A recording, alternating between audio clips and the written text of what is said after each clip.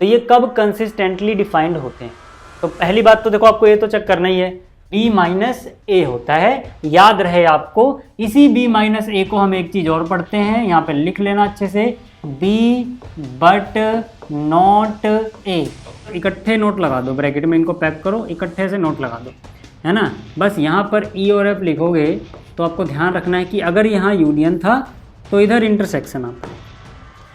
Hello everyone, क्या हाल चाल। तो देखो यार, आज का जो लेक्चर रहेगा इसमें हम देखेंगे जो 14.2 के बाकी बचे हुए क्वेश्चंस हैं। देखो, जो पिछला लेक्चर था उसमें हम क्वेश्चन नंबर 1 से लेकर 10 तक का सॉल्यूशन देख चुके हैं।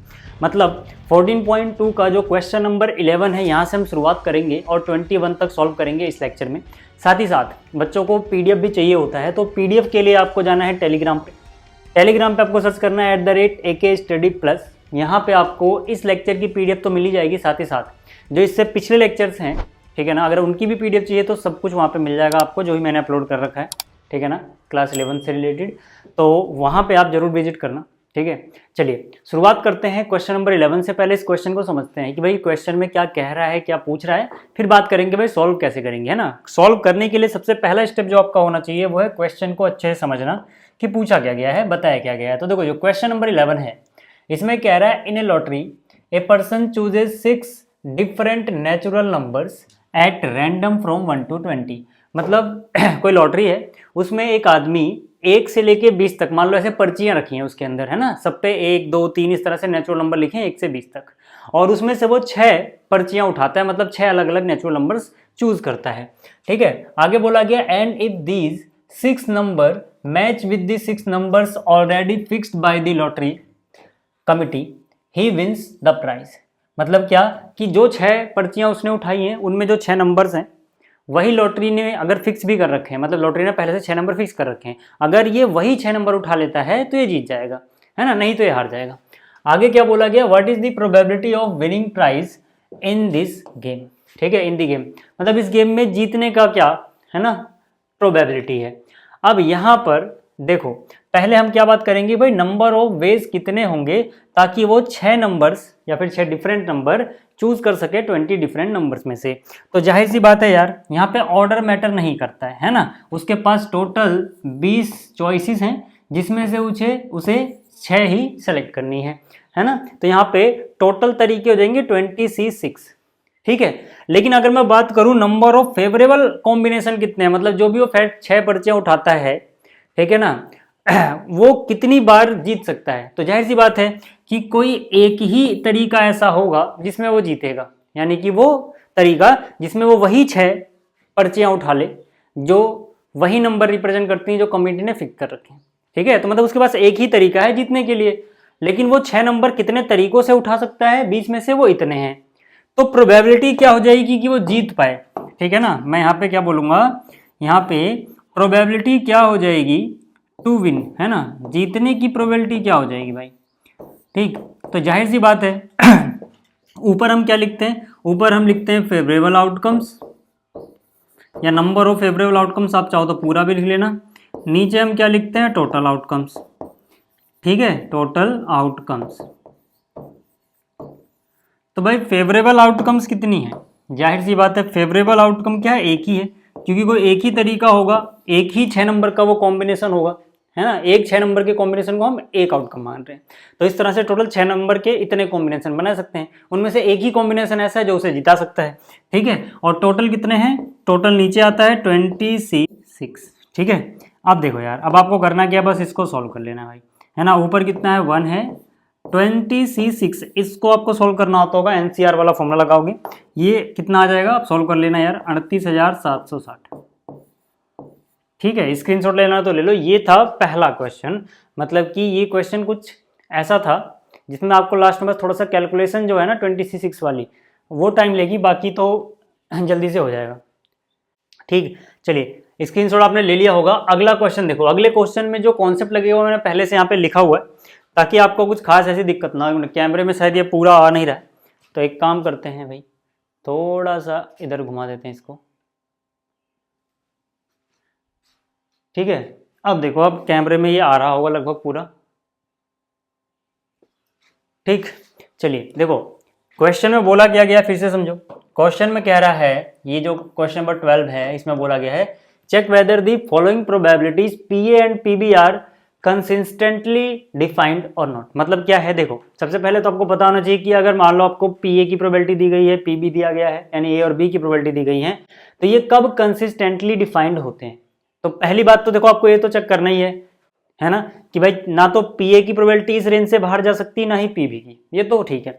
इसके बाद एक चीज और आपको देखनी होती है, वो क्या है कि ए इंटरसेक्शन बी की probability of A intersection B कभी भी प्रोबेबिलिटी ऑफ ए से बड़ी नहीं हो सकती। मतलब क्या कि ये या तो इससे छोटी होगी या बराबर हो सकती है। इसी तरह से ये बी की प्रोबेबिलिटी से भी छोटी या बराबर ही होगी। इसको आप ऐसे भी समझ सकते हो यार, इसको आप ऐसे भी समझ सकते हो, अगर आप ठीक है ना वेन डायग्राम की थोड़ी सी हेल्प ले लो। ठीक है, अभी अगर हम प्रोबेबिलिटी में बात ना भी करें, सिंपली सेट में बात करें, तो देखो यार आप ऐसे ही समझ लो ना कि जो देखो मान लो अगर ये ए है, ये बी है, तो ये वाला जो एरिया है ये ए इंटरसेक्शन बी को दिखाता है। ये क्या दिखाता है, ए इंटरसेक्शन बी। अभी मैं प्रोबेबिलिटी की बातें नहीं कर रहा, सिंपली सेट में बात कर रहा हूँ। ठीक है, तो आप मुझे बताओ ए इंटरसेक्शन बी का एरिया क्या कभी ए से बड़ा हो सकता है क्या? नहीं हो सकता। क्या कभी बी से बड़ा हो सकता है क्या? नहीं हो सकता।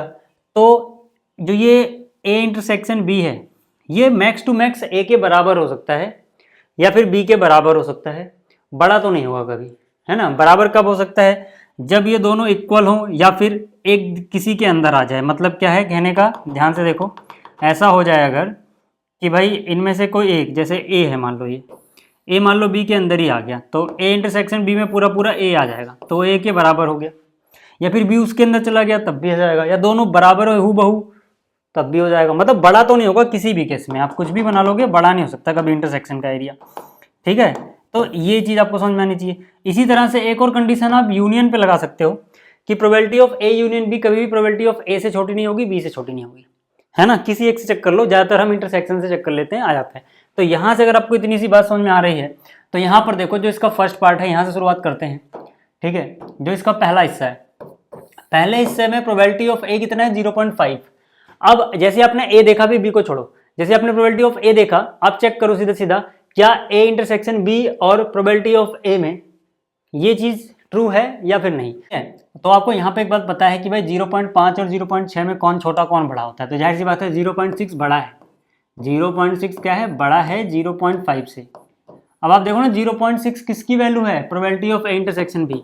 तो probability of A intersection B बड़ा आ रहा है यहाँ पे, किससे, प्रोबेबिलिटी ऑफ ए से, प्रोबेबिलिटी ऑफ ए से। तो हम क्या बोलेंगे, हम बोलेंगे भाई देखो इससे हमें ये पता लग रहा है कि कंसिस्टेंटली डिफाइंड नहीं है, क्योंकि इंटरसेक्शन भी छोटा या बराबर होना चाहिए था प्रोबेबिलिटी ऑफ ए के, जबकि यहाँ तो बड़ा आ रहा है। तो हम क्या बोलेंगे, हम बोलेंगे, मैं शॉर्ट में लिख दे रहा हूँ, नॉट कंसिस्टेंटली डिफाइंड।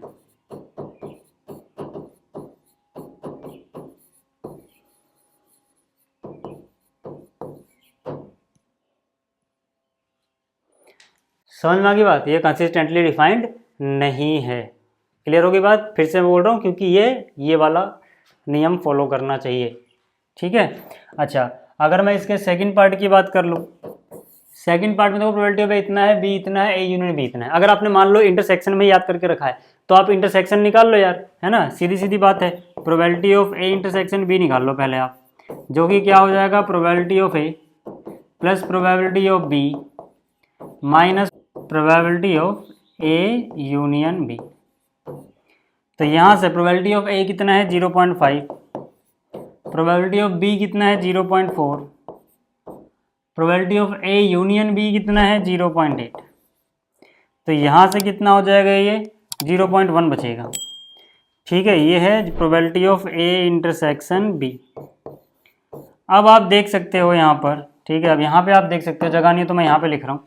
ठीक है, यहाँ पे आप देख सकते हो कि भाई probability of A intersection B यहाँ पे लेस आ रही है ना। Probability of A intersection B कितना 0.1 और प्रोबेबिलिटी ऑफ ए कितना है 0.5, यानी कि ये लेस आ रही है प्रोबेबिलिटी ऑफ ए के।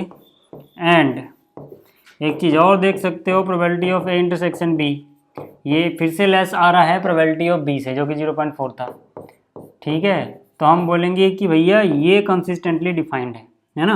हम क्या बोलेंगे कि ठीक है ये है,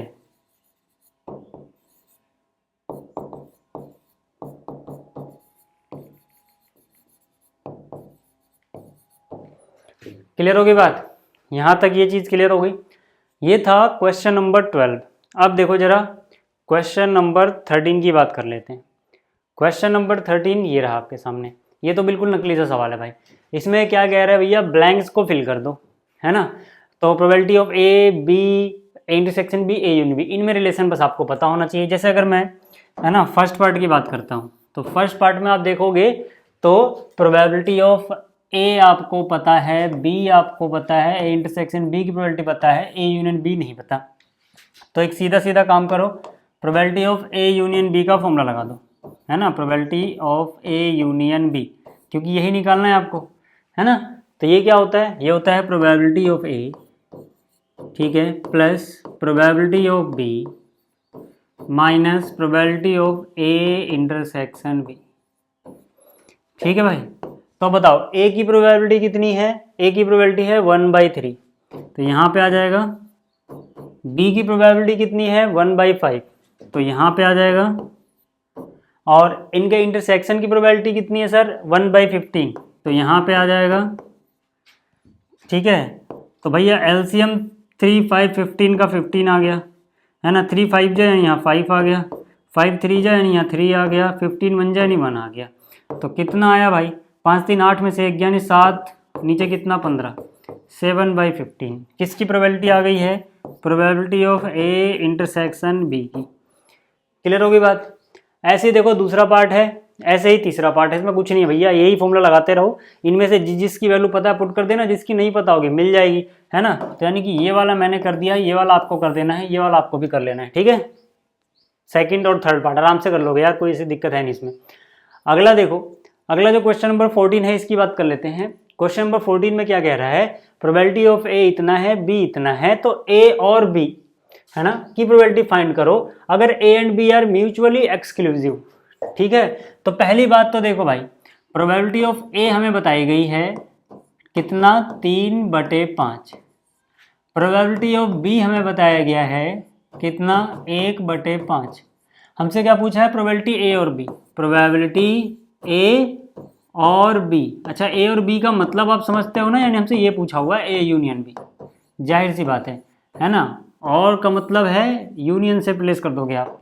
तो यार इसमें क्या होगा अपने पास, है ना, ये हो जाएगा probability of A plus probability of B minus probability of, यहाँ पे यूनियन है तो यहाँ पे क्या आ जाएगा इंटरसेक्शन, यानी कि probability of A intersection B.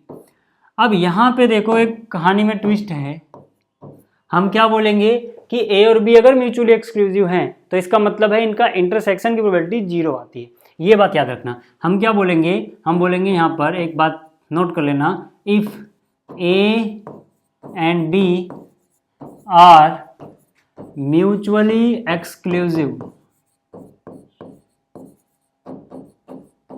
है ना। ठीक है, अगर ये म्यूचुअली एक्सक्लूसिव हैं तो इसका मतलब क्या होता है, इसका मतलब होता है probability of A intersection B जो होता है वो 0 होता है। ठीक है, क्यों, क्योंकि म्यूचुअली एक्सक्लूसिव होने का मतलब होता है ए इंटरसेक्शन बी एक एम्प्टी सेट आना चाहिए। तो अगर इनकी प्रोबेबिलिटी में जाओगे तो ये एम्प्टी सेट की प्रोबेबिलिटी क्या होती है 0, तो वो 0 हो जाएगा। ठीक है, ये बात आपको पता होनी चाहिए। तो यहाँ से अगर मैं देखूँ तो प्रोबेबिलिटी ऑफ ए कितना है 3/5, प्रोबेबिलिटी ऑफ बी कितना है 1/5, और ये कितना है 0। तो यहाँ से कितना हो जाएगा 3 और 1 4, यानी कितना आ जाएगा 4/5। तो यहाँ से आ गया प्रोबेबिलिटी ए और बी 4/5। ठीक है, ये भी क्लियर हो गया होगा, ये भी क्लियर हो गया होगा। चलिए आगे चलते हैं, स्क्रीनशॉट लेना तो ले लो एक बार। ठीक है, आगे चलते हैं क्वेश्चन नंबर 15 की तरफ। देखो ये जो क्वेश्चन नंबर 15 है ये भी आसान है। इसमें कह रहा है if E and F are event such that probability of E is this, F is this and probability E and F is this, find.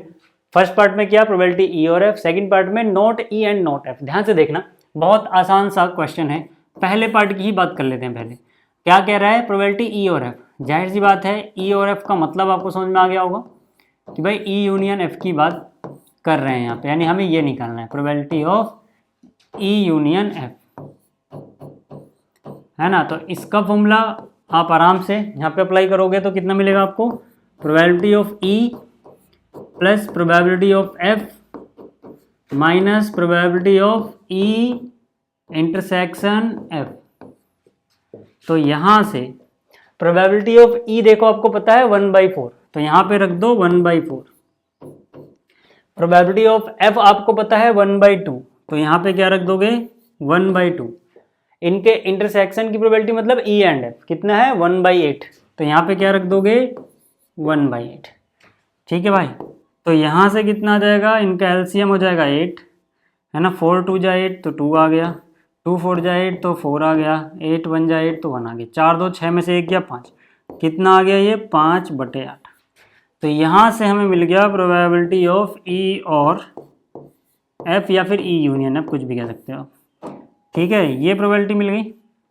आगे क्या कह रहा है सर, आगे क्या कह रहा है, आगे कह रहा है सेकंड पार्ट में probability of not E and not F, है ना, इसकी बात कर लेते हैं, इसका जो सेकेंड हिस्सा है। ठीक है, एक मिनट रुक जाओ, इसको मैं साइड कर दूँ थोड़ा। ठीक है, अब देखो सेकेंड हिस्सा जो है इसका, इसके लिए हम डी मॉर्गन्स लॉ यूज़ करेंगे जो हमने वहाँ पढ़ा हुआ था, वो प्रोबेबिलिटी में भी अप्लाई हो जाता है।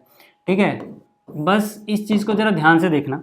ठीक है, अभी मैं जो लिखने वाला हूँ, देखो आपको एक चीज़ याद रखनी है जो मैंने आपको बताया भी था, है ना, सेट वाले चैप्टर में, कि अगर आपके पास मान लो ई नोट हो और एफ नोट हो अलग से लगा हो और मान लो यहाँ पे यूनियन हो, तो ये बराबर हो जाता है कि आप इकट्ठे नोट लगा दो, ब्रैकेट में इनको पैक करो, इकट्ठे से नोट लगा दो, है ना। बस यहाँ पर ई और एफ लिखोगे तो आपको ध्यान रखना है कि अगर यहाँ यूनियन था तो इधर इंटरसेक्शन आता है, और अगर यहाँ इंटरसेक्शन होता तो वहाँ यूनियन आता। इतनी सी बात आपको याद रखनी है, और ये बहुत इंपॉर्टेंट चीज़ है, बहुत जगह आपके काम आएगी। समझ में आ रही बात, यही चीज़ प्रोबेबिलिटी में भी लागू होती है, मतलब अगर यहाँ प्रोबेबिलिटी है तब भी आप ऐसा कर पाओगे भाई। आगे बात समझ में, ठीक है। चलो, अब अगर इतना आपको समझ में आया है तो यहाँ पर देखो हमसे क्या पूछ रहा है, probability not E and not F. हमसे क्या पूछा है, हमसे पूछा है प्रोबेबिलिटी नॉट ई नॉट मतलब ऐसे निशान लगा दो, एंड का मतलब होता है इंटरसेक्शन, नॉट एफ मतलब ऐसे निशान लगा दो। तो मैंने क्या बोला है, जब अलग अलग ऐसे नोट लगा होता है तो सोचने में होती है दिक्कत। तो इससे अच्छा क्या है भैया, इससे अच्छा है हम क्या करें, हम एक साथ ऐसे नोट लगा दें। ठीक है, तो यानी कि हो जाएगा ई, यहाँ पे हो जाएगा एफ। मैंने क्या कहा, अगर यहाँ यूनियन है तो यहाँ इंटरसेक्शन, और अगर यहाँ इंटरसेक्शन है तो यहाँ यूनियन, बस निशान अलग अलग होने चाहिए। वहाँ इंटरसेक्शन है तो यहाँ पे क्या लगाओगे, यूनियन लगाओगे भाई। अब जैसे ही आपको इतनी चीज़ पता लगी, अब आपको पता है कि इसका मतलब होता है probability of sample space minus this, sample space की 1 होती है, यानी कि 1 माइनस प्रोबेबिलिटी ई यूनियन है। ये फॉर्मूला कैसे आया, इसके लिए आपने पढ़ा हुआ है, ए नोट की प्रोबेबिलिटी अगर आपको निकालनी है तो इसका मतलब होता है 1 माइनस प्रोबेबिलिटी ऑफ ए। ये 1 कैसे आया, प्रोबेबिलिटी ऑफ सैंपल स्पेस है जो कि 1 होता है। ठीक है, आगे बात समझ में आपको क्लियर होगी बात। तो यहाँ से अगर हम देखें तो कितना आ जाएगा, ये आ जाएगा 1 minus probability E union F, अभी हमने निकाला था, ई और एफ का मतलब ई यूनियन एफ है 5/8, तो यहाँ पे आप क्या लिख दोगे 5/8। ठीक है, तो यहाँ से कितना हो जाएगा 8 माइनस 5 यानी कि 3/, फिर यहाँ पे 8। ठीक है, ये हो गया इसका दोनों हिस्से। बस याद रहे आपको कि जो मैंने अभी सेट वाले में डी मॉर्गन्स लॉ पढ़ा था, वो प्रोबेबिलिटी में जो हम अप्लाई करते हैं वो आपको अच्छे से, है ना, दिमाग में फीड हो जाना चाहिए, क्योंकि बहुत सारे क्वेश्चन में काम आएगा। ठीक है, आगे आप बहुत सारे क्वेश्चन देखोगे ऐसे, जैसे यहाँ पर देखो क्वेश्चन नंबर जो 16 है इसकी बात करते हैं। अब देखो जो क्वेश्चन नंबर 16 है इसमें क्या कह रहा है, event E and F are such that probability not E और not F is this, state whether E and F are mutually exclusive. ध्यान से देखना, हमसे क्या बोला गया है, प्रोबेबिलिटी नॉट ई और फिर क्या है यहाँ पे नॉट एफ, और ये कितना दिया गया है, ये दिया गया है 0.25, और हमसे क्या पूछा गया है कि भाई ये म्यूचुअली एक्सक्लूसिव है या नहीं। तो म्यूचुअली एक्सक्लूसिव होने के लिए हमें देखना पड़ेगा ई एंड यानी कि ई इंटरसेक्शन एफ की प्रोबेबिलिटी 0 आती है कि नहीं आती। 0 आ गई तो है, नहीं तो नहीं है। तो उसके लिए हम क्या कर सकते हैं, ध्यान से देखना, मैं इसको जो ऊपर लिखा हुआ है, क्या मैं इसको ऐसे लिख सकता हूँ, नॉट ई को ऐसे, नॉट एफ को ऐसे, और की जगह मतलब यूनियन लिख सकता हूँ। अब आपको फिर से वही समझ में आ गया होगा जो मैंने पिछले क्वेश्चन में आपका कॉन्सेप्ट पढ़ाया कि अगर अलग अलग नोट लगा हो तो सोचने में होती है दिक्कत। तो हम क्या ट्राई करते हैं, हम ट्राई करते हैं कि इकट्ठे नोट लगा दिया जाए, ठीक है। और यहाँ पे अगर इकट्ठे लगाओगे तो ई और एफ तो अपनी जगह रहेंगे, लेकिन ये जो निशान है ना ये उलट जाएगा, मतलब यूनियन से इंटरसेक्शन बन जाएगा। क्लियर होगी बात। और ये कितना आया, ये आया 0.25। अब जैसे आप इतना समझे, अब आपको पता है किसी भी चीज़ के ना होने की प्रोबेबिलिटी होती है 1 माइनस उस चीज़ के होने की प्रोबेबिलिटी, यानी probability of this note is 1 minus probability of this, यानी कि ई इंटरसेक्शन बराबर 0.25। तो यहाँ से देखोगे, इसको इधर लाओगे कितना बचेगा 0.75, यानी इसकी प्रोबेबिलिटी आ जाएगी 0.75। Probability of E intersection F कितना हो जाएगा 0.75, है ना। अब ये 0 तो नहीं है इसकी प्रोबेबिलिटी, इसलिए हम क्या बोलेंगे, हम बोलेंगे ई and F are not mutually exclusive. E and F are not mutually exclusive. यहाँ तक बात समझ में आ गई, यहाँ तक बात समझ में आ गई। तो चलते हैं अगले क्वेश्चन पे, स्क्रीनशॉट ले लो इसका। देखो ये जो क्वेश्चन है इसमें क्या कह रहा है, A and B are event such that probability of A is this, probability of B is this and probability A and B is this, determine probability not A. पहले इसी की बात कर लेते हैं, है ना। फर्स्ट पार्ट की बात करता हूं। देखो हमसे क्या पूछा है, प्रोबेबिलिटी नॉट ए, है ना। ये क्या होता है, ये होता है 1 माइनस प्रोबेबिलिटी ऑफ ए, ठीक है। तो यहां से ये फॉर्मूला आपको पता होना चाहिए, 1 माइनस प्रोबेबिलिटी ऑफ ए कितना है 0.42, तो ये कितना आ जाएगा, ये आ जाएगा 0.58, है ना। 1 में से 0.42 घटाओगे इतना मिल जाएगा। तो नॉट ए की प्रोबेबिलिटी पता लग गई हमें, ठीक है। प्रोबेबिलिटी ऑफ नॉट ए पता लग गई हमें। अच्छा, सेकंड पार्ट में क्या कह रहा है, प्रोबेबिलिटी ऑफ नॉट बी, ठीक है। नॉट बी क्या होगा, ये 1 माइनस प्रोबेबिलिटी ऑफ बी। तो यहाँ से कितना हो जाएगा, बी की प्रोबेबिलिटी कितनी है 0.48, तो 1 माइनस 0.48, तो ये कितना हो जाएगा 0.52, 0.52। आगे क्या कह रहा है, प्रोबेबिलिटी ए और बी निकाल दो भाई, है ना। दो चीज़ें तो हमने निकाल दी, ये वाला ये वाला। प्रोबेबिलिटी थर्ड वाले की बात करते हैं, प्रोबेबिलिटी ए और बी। अब ए और बी आप समझते हो ना, इसका मतलब है प्रोबेबिलिटी ए यूनियन बी। ये क्या होता है, ये होता है probability of A plus probability of B minus probability of A intersection B, ठीक है। तो यहाँ से प्रोबेबिलिटी ऑफ ए कितना है, देखो यहाँ पर 0.42,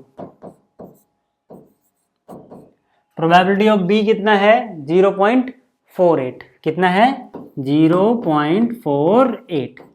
प्रोबेबिलिटी ए इंटरसेक्शन बी का मतलब क्या है, ए एंड बी, ठीक है। तो वो कितना है 0.16, 0.16, ठीक है। तो ये टोटल कितना हो जाएगा, ये हो जाएगा, एक मिनट रुक जाओ जोड़ लेते हैं पहले, फिर वो माइनस कर लेंगे। 40 से 80 और 88 और 2 पे में से क्या 0.74, कितना आ जाएगा 0.74, ठीक है। तो ये आ गया प्रोबेबिलिटी ए और बी, ये भी हो गया। तो यहाँ से देखो यार, है ना, ये क्वेश्चन तो मतलब नकली था, ऐसा कुछ खास है नहीं इसमें। क्वेश्चन नंबर 17 स्क्रीनशॉट ले लो। फिर चलते हैं क्वेश्चन नंबर 18 की तरफ। हालांकि अगर स्क्रीनशॉट नहीं भी ले रहे हो कोई बात नहीं, ठीक है, पीडीएफ आपको मिल जाएगा टेलीग्राम पे, तो उसकी टेंशन बिल्कुल भी मत लेना। चलिए शुरुआत करते हैं क्वेश्चन नंबर 18 से, मतलब 18 की। यहाँ पे क्या कह रहा है, in a class 11th of school 40% of student, ठीक है, 40% of student study only mathematics, है ना, स्टडी मैथमेटिक्स, ओनली नहीं है, स्टडी मैथमेटिक्स एंड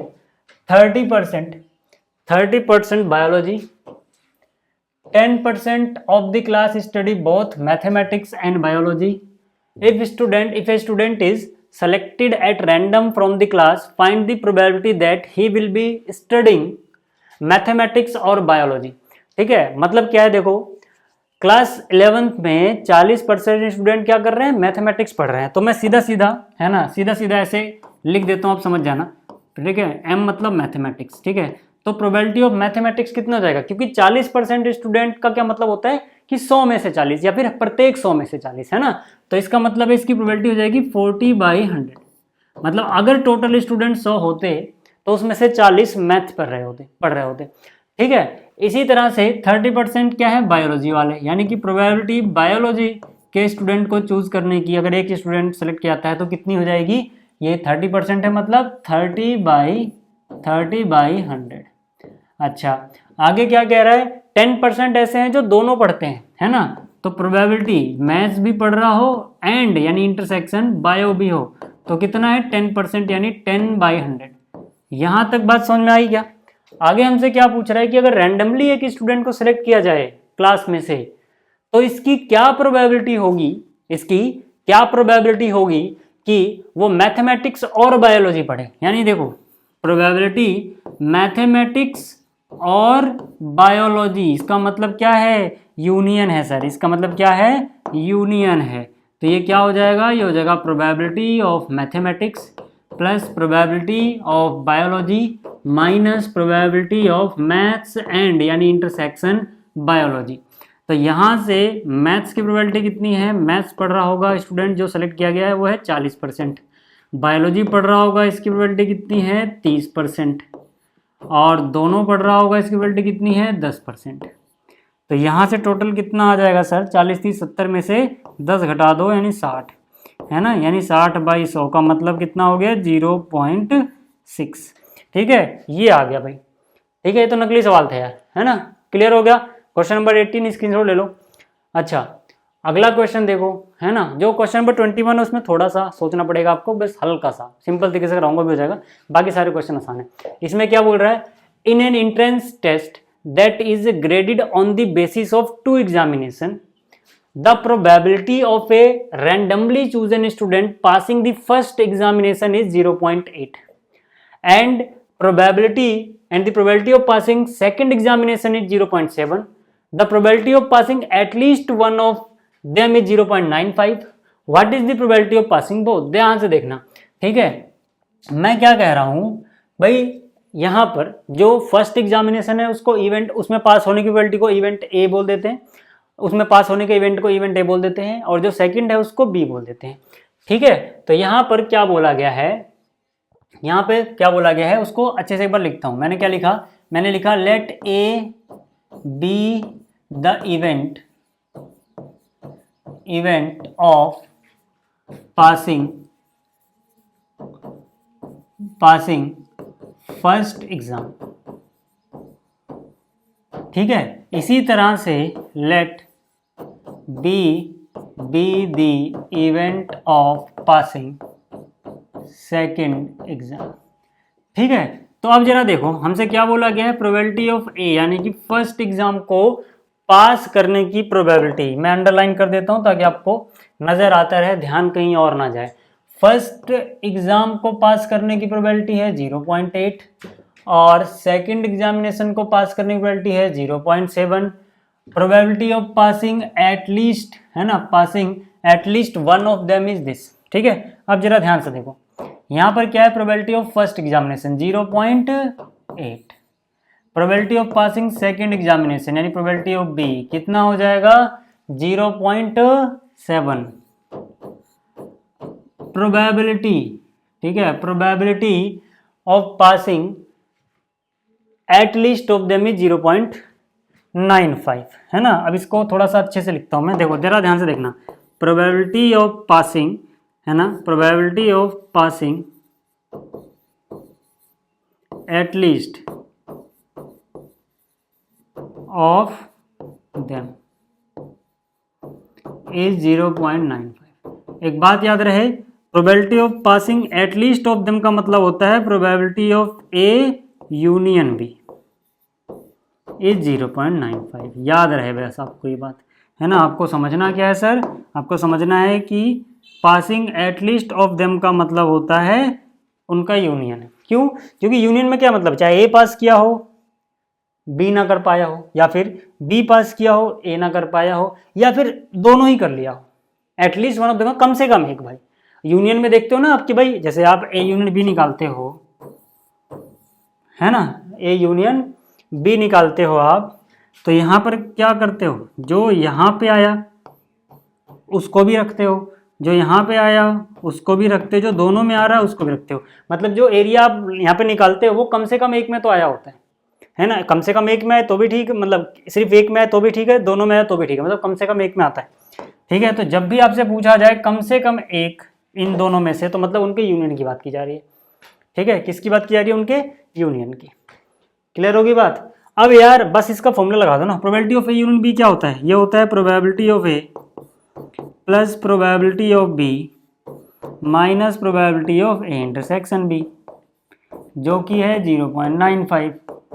आपसे पूछा क्या गया? प्रोबेबिलिटी ऑफ बोथ, बोथ मतलब इंटरसेक्शन यार, तो इंटरसेक्शन यहाँ से मिल जाएगा आपको। प्रोबेबिलिटी ऑफ ए रख दो, ए की प्रोबेबिलिटी कितनी है? 0.8 है। प्रोबेबिलिटी ऑफ बी रख दो, बी की कितनी है? 0.7 है। माइनस प्रोबेबिलिटी ऑफ बोथ यानी कि ए इंटरसेक्शन बी, रहने दो ऐसे इसको, ये कितना है? 0.95 है सर। ठीक है, तो यहाँ से अगर मैं इसके बाद इधर करूँ, ठीक है, तो यहाँ से आप देखोगे प्रोबेबिलिटी ऑफ इंटरसेक्शन भी एक तरफ ले जाओगे तो ये कितना हो जाएगा? 0.87 प्लस 0.7 प्लस 0.8, यहाँ फिर मैं एक बार में लिख ही देता हूँ अच्छे से। Probability of A intersection B यहाँ से देखो, ये हो जाएगा 0.8 प्लस 0.7 माइनस, है ना, 0.95।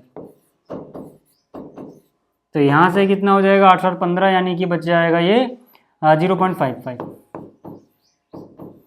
तो ये आ गया भाई प्रोबेबिलिटी ऑफ बोथ 0.55। कैलकुलेट कर लेना यार, ये कैलकुलेशन तो आपको आती होगी। ठीक है, क्लियर हो गई बात यहाँ तक? स्क्रीनशॉट लेना तो ले लो। चलिए अब बात कर लेते हैं क्वेश्चन नंबर 20 की। देखो जो क्वेश्चन नंबर 20 है, इसमें कह रहा था probability that a student will pass the final examination in both English and Hindi is 0.5। मैं सीधा सीधा लिख रहा हूँ, है ना, हिंदी एच से दिखा रहा हूँ, इंग्लिश ई से दिखा रहा हूँ, समझ जाना। ठीक है, बोथ यानी कि इंटरसेक्शन कितना है? 0.5।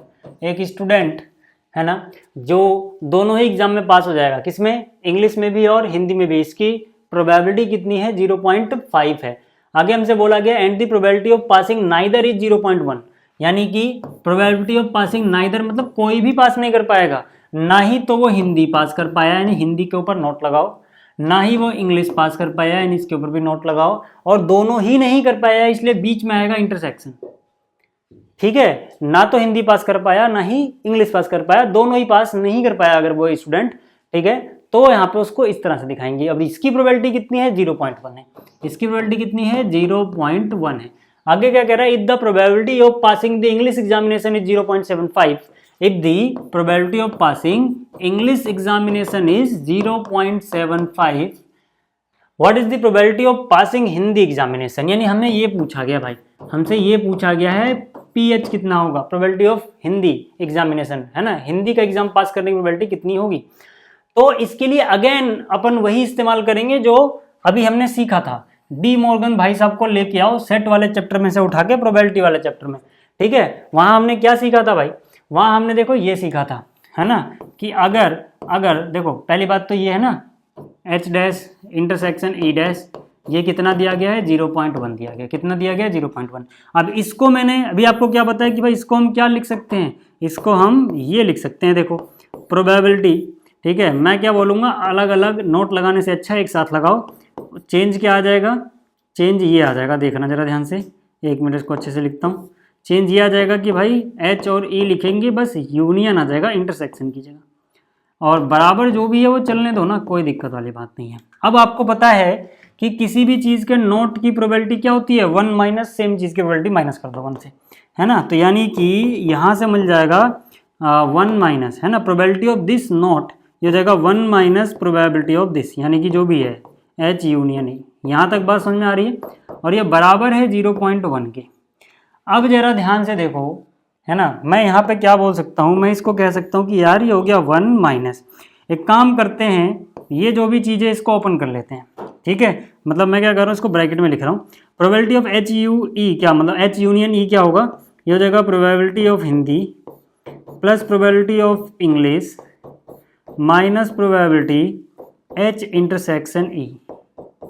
ठीक है, और ये बराबर कितना है? 0.1। ये बराबर कितना है? 0.1। अब सबकी वैल्यू रख दो ना यार, अब सबकी वैल्यू रख दो भाई साहब। ठीक है, ध्यान से देखना, यहाँ से कितना हो गया? ये 1 माइनस प्रोबेबिलिटी ऑफ हिंदी कितना? वही तो पूछा है, कोई बात नहीं, ऐसे ही रहने दो। प्रोबेबिलिटी ऑफ इंग्लिश का एग्जामिनेशन पास करने की कितनी है? 0.75 लिख दो भाई। माइनस इनके इंटरसेक्शन की प्रोबेबिलिटी कितनी दी गई है? 0.5, ये भी लिख दो यार। बराबर कितना है? 0.1। ठीक है।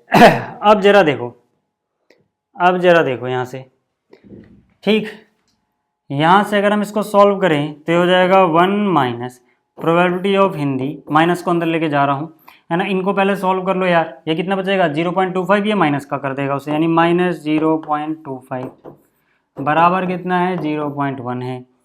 तो यहाँ से इसको उधर ले जाएं तो ये कितना हो जाएगा? 1 माइनस 0.25 कितना बचेगा? 0.75, उधर जाएगा 0.65।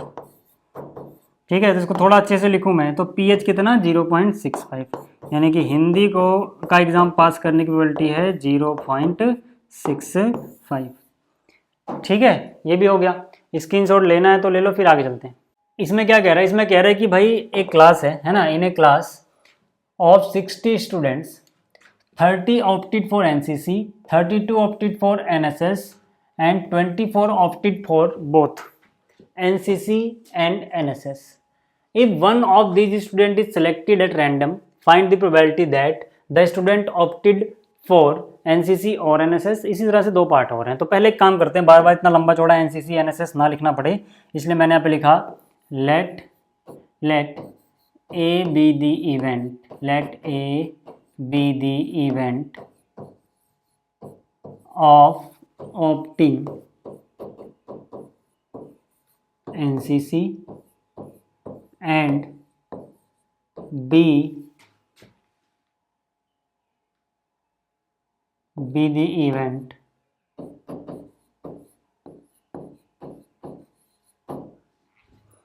of opting NSS। ठीक है भाई, इतना हो गया ना, बार बार इतना लंबा चौड़ा नहीं लिखना पड़ेगा। अब देखो यार, यहाँ पे क्या बोला है कि 30 स्टूडेंट ने एनसीसी ऑप्ट किए, है ना, यानी कि प्रोबेबिलिटी एनसीसी को हमने किससे दिखाया है? ए से, यानी प्रोबेबिलिटी ऑफ ए कितना हो जाएगा? 30, कितने में से? 60 स्टूडेंट टोटल है। ठीक, अच्छा, प्रोबेबिलिटी एनएसएस की कितनी है सर? 32 लोगों ने सेलेक्ट किया है एनएसएस, यानी कि बी से मैं दिखा रहा हूँ एनएसएस को। ये कितना है? 32 टोटल में से, टोटल कितना? 60। आगे क्या कह रहा है? 24 ऐसे हैं जिन्होंने बोथ, यानी कि probability A intersection B both है ना, कितना आ जाएगा? 24। ठीक है, डिवाइड बाय 60। अब आगे क्या है? पहले पार्ट की बात करते हैं जरा। पहला पार्ट जो है इसमें बोला गया, देखो पहले पार्ट में क्या बोला गया है? पहले पार्ट में कह रहे हैं स्टूडेंट ऑप्टेड फॉर एनसीसी और एनएसएस, यानी कि प्रोबेबिलिटी है ना एनसीसी और एनएसएस, कहने का मतलब है ये हो गया probability of A union B, क्योंकि एनसीसी को हम ए से दिखा रहे हैं, एनएसएस वाले इवेंट को बी से दिखा रहे हैं, और है यानी यूनियन।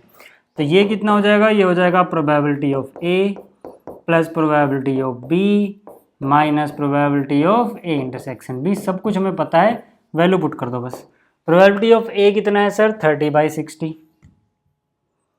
ठीक है, कितना है? 30/60। बी की प्रोबेबिलिटी कितनी है? 32/60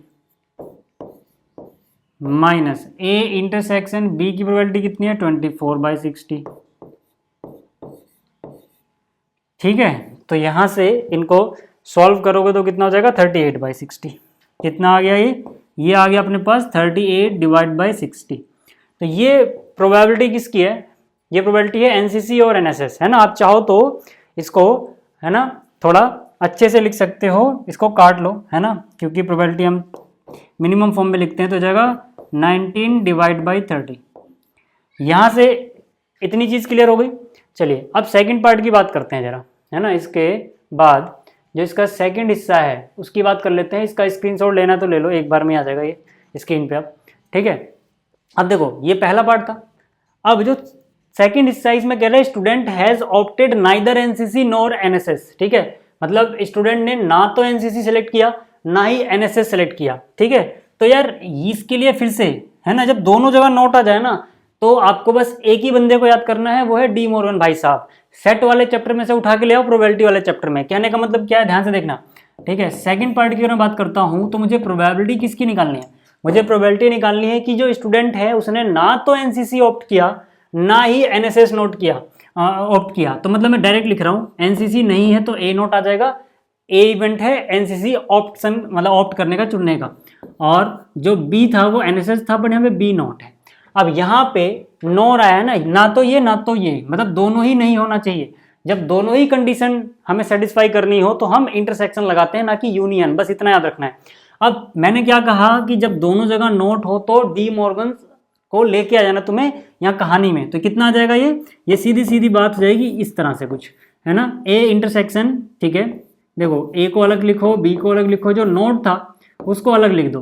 बस इतना करने के बाद आपको चेंज क्या करना होता है, इस निशान को उलट देना होता है। बहुत सिंपल याद रखने का तरीका है। तो यहाँ से इंटरसेक्शन की जगह क्या आ जाएगा, ये आ जाएगा यूनियन, ठीक है। ये कितना आ जाएगा, यूनियन आ जाएगा। अब जैसे ही आपने इतना लिखा भाई, है ना, जैसे ही आपने इतना लिखा तो ये क्या हो जाएगा, ये हो जाएगा 1 माइनस, किसी भी चीज के ना होने की प्रोबेबिलिटी होता है 1 माइनस उस चीज के होने की प्रोबेबिलिटी, यानी probability of A union B.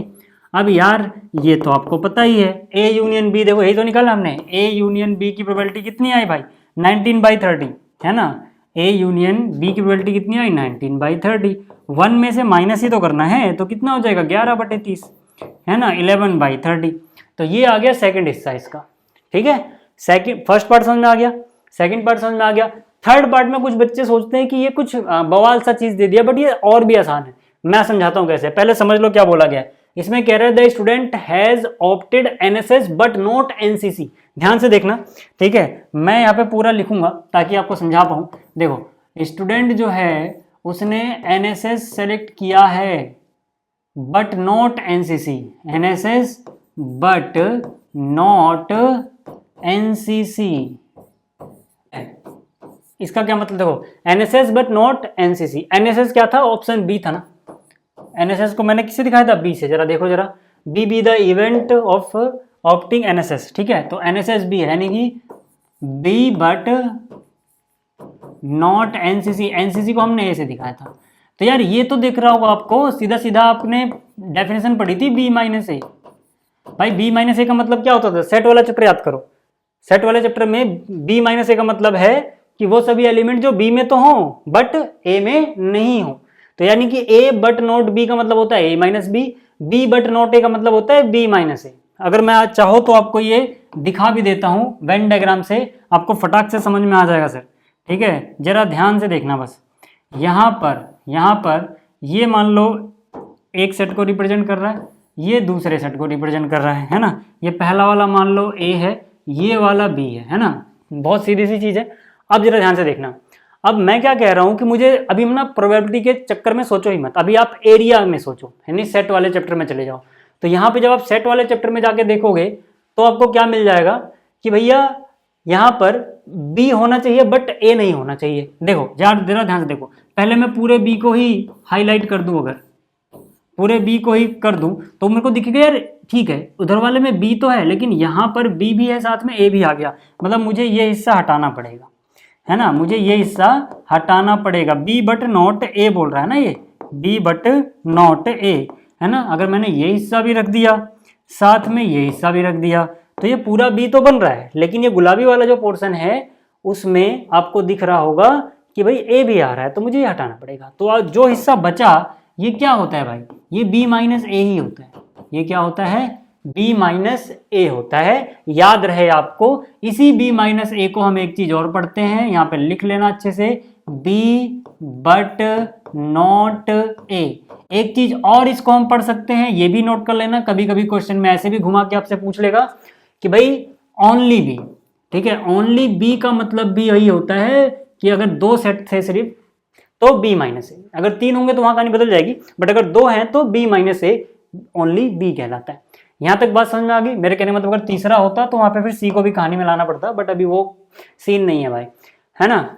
अब यार देखो ना, प्रोबेबिलिटी ऑफ बी माइनस ए क्या होता है यार, ये मैंने आपको बहुत अच्छे से समझाया था कि आपको क्या करना है। ध्यान से देखना, ये जो हिस्सा है ना, ये जो हिस्सा है इसको निकालने का सबसे बेस्ट तरीका होता है कि आप पूरा बी निकाल लो, यानी कि प्रोबेबिलिटी ऑफ बी निकाल लो, और उसमें से इनका इंटरसेक्शन हटा दो, यानी कि ए इंटरसेक्शन बी माइनस कर दो। अब अगर आप वेन डायग्राम से देखें तो आपको समझ में आ जाएगा कि ये जो पोर्शन है, ये वाला जो पोर्शन है, ये है ए इंटरसेक्शन बी। अगर आप पूरे बी में से ये इंटरसेक्शन वाला पार्ट हटा दोगे तो वही पीला वाला पोर्शन बचेगा, जो कि ये चीज़ है जो हमें चाहिए। ठीक है, यहाँ तक बात अगर आपको समझ में आ रही है भाई, ठीक है, यहाँ तक अगर आपको बात समझ में आ रही है तो बस अब आप इसकी वैल्यू लिख दो। ये हो जाएगा probability of B minus probability of A intersection B. अब ये दोनों चीज़ें हमें पता है क्या, देखते हैं। प्रोबेबिलिटी ऑफ बी हमें पता है, प्रोबेबिलिटी ऑफ बी हमें पता है 32/60, इंटरसेक्शन पता है इनका, ए इंटरसेक्शन बी की प्रोबेबिलिटी पता है 24/60, है ना। तो यहाँ से कितना हो जाएगा 32/60 माइनस 24/60, यानी कि ये कितना आ गया भाई, ठीक है, यानी कि ये कितना आ गया, यानी कि ये कितना आ गया, ये हो जाएगा 8/60। ठीक है, 8/60, यानी कि 4 दूनी 8, 4 से काटोगे 60 को तो 15, यानी 2/15। ठीक है, तो यार देखो ये आपका जो एक्सरसाइज थी आपकी, है ना, वो कंप्लीट हो गई है। उम्मीद करता हूँ आपको ये सारी चीज़ें समझ में आ गई होंगी। और पीडीएफ आपको मिल जाएगा टेलीग्राम पे, याद रखना, वहाँ पे सर्च करना है @हिंदी AK स्टडी प्लस। ठीक है, हिंदी मीडियम आर्मी में लगे AK स्टडी प्लस। अगर आप में से कोई हिंदी मीडियम में है तो हिंदी मीडियम में मैथ्स आप पढ़ सकते हो, हिंदी मीडियम आर्मी पे जाना, क्लास 11th की मैथ्स वहाँ पे मिल जाएगी हिंदी मीडियम में। ठीक है, तो भैया इस लेक्चर में इतना ही, जल्दी मिलेंगे नेक्स्ट लेक्चर में। Thank you.